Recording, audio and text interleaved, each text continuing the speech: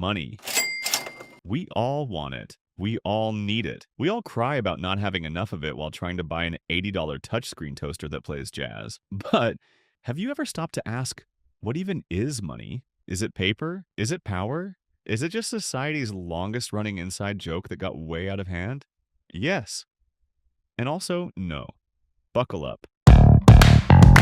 Meet Grog. Grog was the first guy in history to say, hey, instead of fighting over stuff, what if we, exchanged it? Revolutionary. Me give rock, you give meat. Why would me want rock? And just like that, trade was born and immediately went downhill.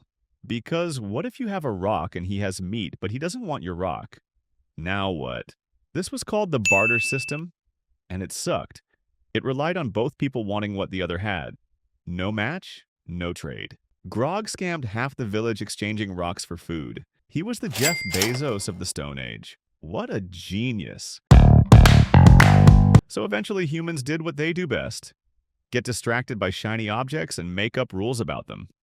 Gold, silver, cowrie shells, salt, giant stone donuts, you name it.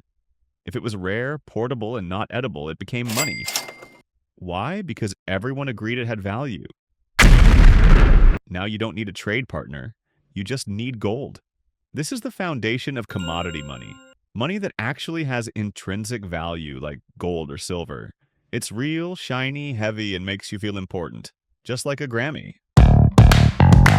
So carrying around sacks of gold was heavy, like having leg day every day. Merchants were like, yo, there's gotta be a smarter way. And in 7th century China, someone finally said, what if this piece of paper just represents the gold? Like a receipt for rich people. That's how representative money started. The paper wasn't worth much itself, but it represented real gold locked in a vault somewhere. And as long as everyone agreed the system worked, it did. Eventually, governments were like, screw gold. Let's just say this paper has value and hope no one questions it. And they didn't. This is the money that we are using today, and it's called fiat currency. The money only works because everyone agrees it works, which is the economic equivalent of your mom saying you're handsome. So yeah, the cash in your pocket isn't backed by gold, silver, or anything shiny. It's backed by vibes, government confidence, and the fact that we all just go along with it. It's not logical, it's not stable, but hey, neither is my sleep schedule, and I still function. And then came crypto, because obviously what the financial system needed was anime coins.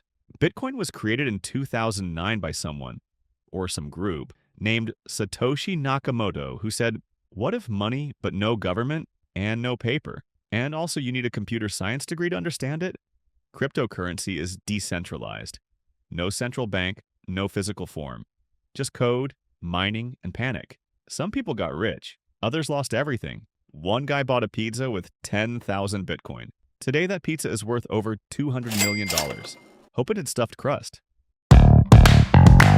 At the end of the day, money is a shared story, a social contract. It works because we all believe it works. The minute people stop believing, money is not gold, it's not paper, it's not even numbers, it's trust. That's it. That's the whole magic trick. So next time you tap your phone to pay for bubble tea, remember, you're using a centuries-old illusion powered by cave people, dead emperors, and emotionally unstable billionaires. Like, comment, subscribe, or Venmo me $5 for research.